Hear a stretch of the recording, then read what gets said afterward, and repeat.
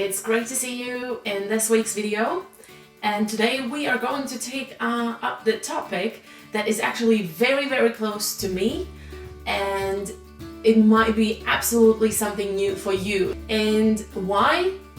Because a lot of you have been asking me what is it that you guys do?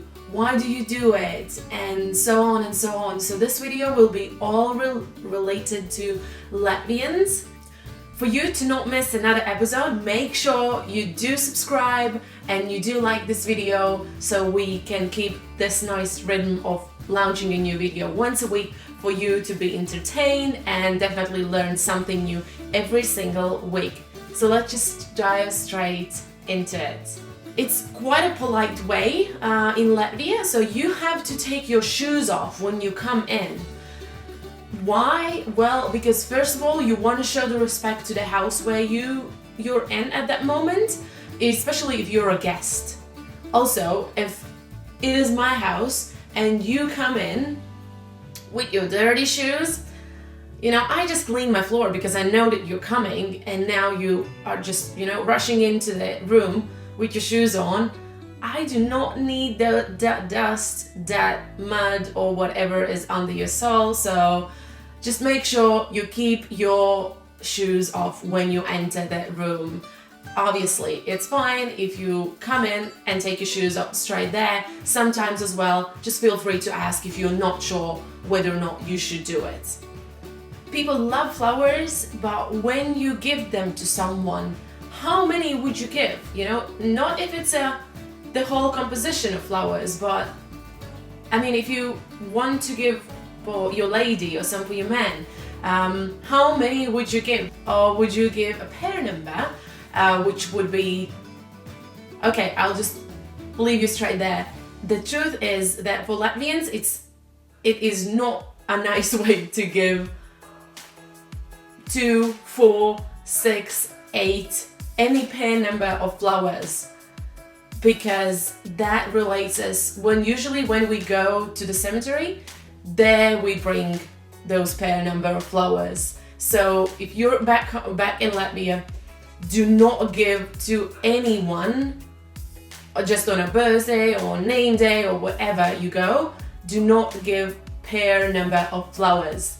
We really appreciate our nature, so we would never. Again, there are some people who do that, but we do not respect you if you put the rubbish on the ground. Like if you go into the woods and you leave just everything behind you, if you're doing a barbecue or whatever there, you want to take your rubbish out of the woods. You do not want to litter on streets. You want to get everything into the rubbish bins because we value our nature. All the green, Latvia is a very green place and we want to keep it that way. Even once a year we have this thing called Lielā telka.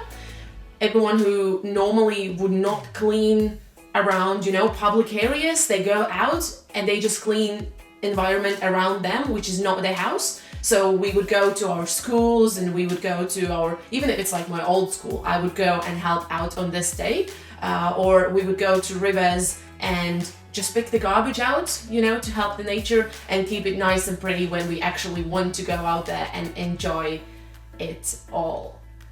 We never whistle inside. I don't know how to do it, so otherwise I would make a sound, but I think I will add it, so don't worry. But we back school, for example, I remember how my teachers always said, oh, stop whistling because that will call the devil or something like that. It's kind of like I think it's a bad, it's known as a bad habit, as a bad thing. If you do it inside, outside, that's absolutely fine, but inside, better do not do it.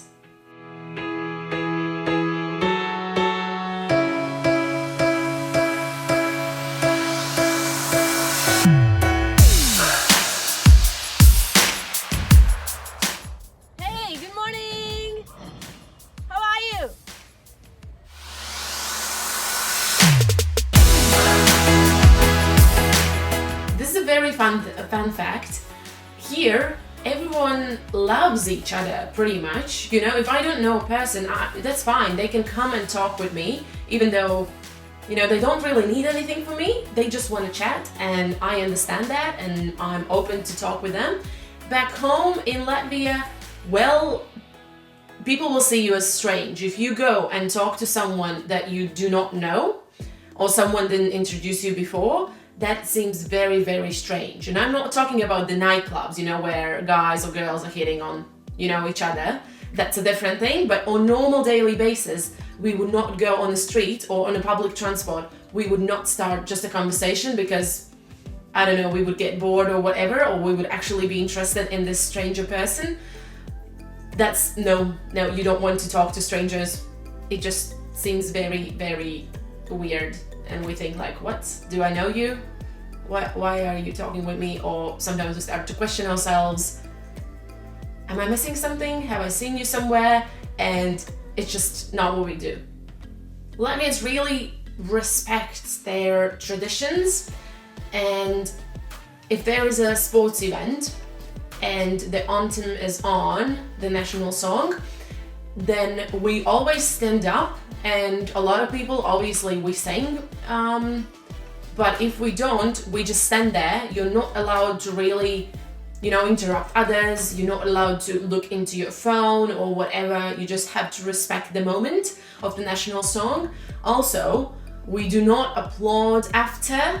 It is not a pink song, so why would you do it? Like, it's just a, matter of respect. You show the respect, and then you're allowed to sit down, and you can keep on with your chatting, with your phone, with whatever you're doing. But as long as there's a national anthem and there's a ceremony, then you should know this fact, because you don't want to look like someone who doesn't respect the whole culture. Accessories are a fun thing to have, but if you're inside and you're a man, you will have to take your hat off. Back in school, if I'm a girl and my partner Arturs, he's a boy, he always said that he hated how teachers asked him to take off his hat whenever he was in the classroom. And it still continues like that. If you're a man and you're inside, then if you're a polite one and you want everyone around to respect you, you will take your hat off just to show the respect to others as well. So in general, Latvia is pretty small, and most of our population lives in capital city, which is Riga, but there are plenty of little small places around these big cities. And the farther from the capital city, the more they are, and the more people start to know everything about each other. We kind of like to know our neighbors. We like to, if we live outside of the big city. If we do live inside of the big city, we don't really care that much, I want to say. But if we're outside, we really like to know what's going on, what's happening in their lives, and things like that. So just keep in mind places like Vabola or Varpa, then, well, there people usually will know more than you know about yourself. I know how exciting it is to come home with new shopping items, new apparel, new dresses and hats and whatever it is that you enjoy buying. But Latvians, most of them, would never put new items on bed. The truth is that we see it as a bad luck. If you buy something new, if you put it on a bed and then wear it, there's a less chance. This is funny. There's less chance to actually that other people will like it. I don't know why it's like that, but I know my mom always taught me this. She always said, no, don't put it on a bed, don't put it on a couch. Just, you can, if you want to show it to others, you still can take it out of the bag, you can show it, you can wear it, whatever, and then you can, for example, put it on the back of the chair, but you can't put it on a bed or a sofa. I think it's called, it can't be on a place where you can sleep, I think. Technically, you can sleep on the chair probably as well, but that's not the point. I believe that's how it works. Latvians really love to drink beer, and that's no secret. I want to say that since I've started to travel, a lot of Germans say the same, that they think that they have the best beer. I do believe that Latvians do, but that's again a different story. Anyways, we drink our beer even especially if there is a midsummer celebration or something very traditional to us. Also on a normal day, a lot of Latvians would use Latvian brand beers instead of international ones. There's a celebration called solstice or midsummer celebration, which is in the middle of June, straight after my birthday, and that is where as well we drink a lot of beer. That is, I think that's the, if we take Latvian beer market, then that is that peak over there, I'm 100% sure. And then we also, ladies, for example, we make crowns, we make flower crowns for ourselves. In this midsummer celebration, we also jump over the fireplaces. That is called, so it is just a tradition for to attract better luck. That's about it. Latvians love food, as I bet everyone else, but Latvians actually, we do have a lot of traditional food, and we do eat a lot of potatoes, a lot of meat, a lot of cucumbers, tomatoes, and stuff like that. So if there's a season for that, we will try to put at a table as much as possible, because we have a lot of land where we can actually grow things. There is very famous food that I still take with me, and it really reminds me every time when I'm in New Zealand. It reminds me about home. It's called Russells, and if you want to know the recipe, just feel free to ask. So far, everyone that we've given it to try, they are super excited about this salad, and I think that you might be too. Who knows? You gotta try. In general, Latvians are pretty introvert people, so we do not like to share, we do not like to kind of push our problems onto someone, and especially if we had a painful experience, we will try to keep it to ourselves, because first of all, we do not want to look weak. We don't want to look like, oh, we are the ones that matter now, and we don't like really extra attention on our problems, and especially if someone tries to fix them for us. We really like to keep things to ourselves. And if we will want to tell you, we will, trust me. Sometimes we just open up and we can, you won't be able to stop us to talk. But sometimes, yeah, we don't want to look weak, and we will keep things to ourselves. Just respect that.